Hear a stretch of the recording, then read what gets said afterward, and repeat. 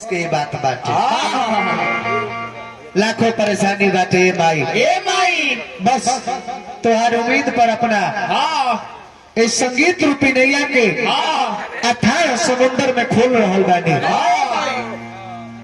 इज्जत बचा लेबो तोहरा बेटा के बड़प्पन होई, इज्जत चल जाई तारा बेटा के शिकायत होई। हमार का हो हम तो तोहरे न है तैसे हमारे जब कुछ हम इज्जत लागल नहीं खे ऐसे बस हम गावत तानी तोहर नाम लेकर के गावहू न जानीला।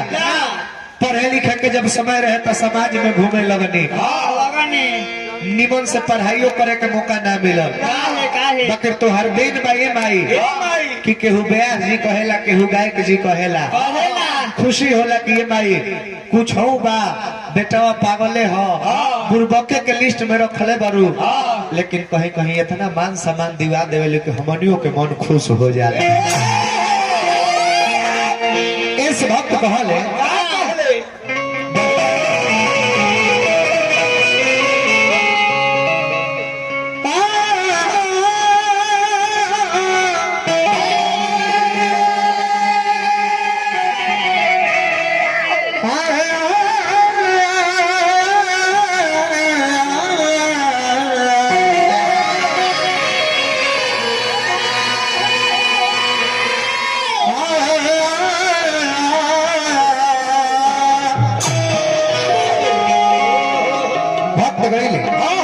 माई से जाके कले के माई कि ना कुछ सिखनी पढ़नी ना लिखनी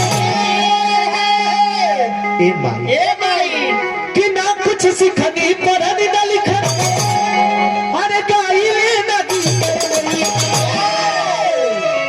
अल्लाह गल बाटे तो हरे लागल बाटे तो हरे चरनिया से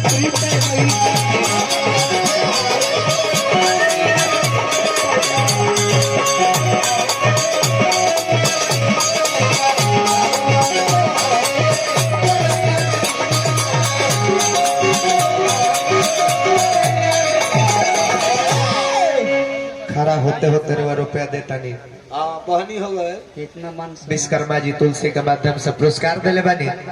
हार्दिक अभिनंदन रही, शुभकामना खातिर भगवान से प्रार्थना रही।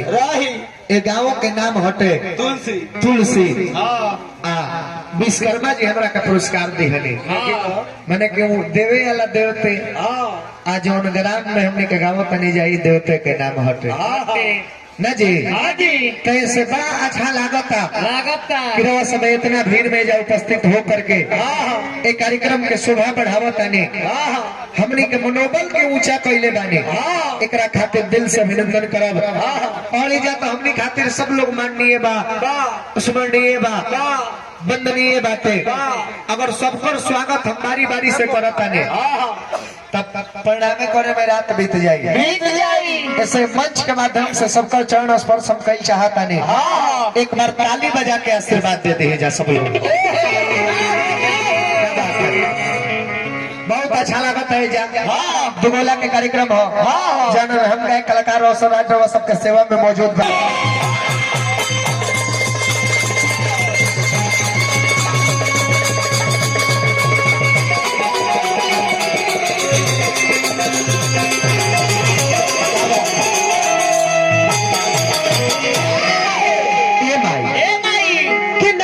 सिखनी पढ़नी न लिखनी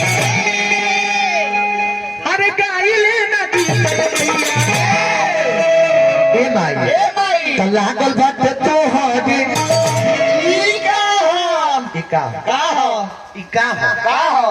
परदेसी जी भैया के बताओ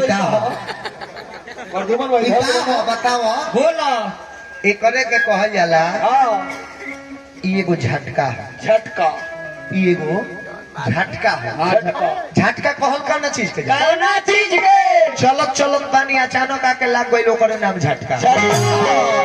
पता ना चलेला कि कब लाग जाए अचानक लागेला ओकरे नाम झटका। तो लागल बाटे तो हरे अरे चरनिया से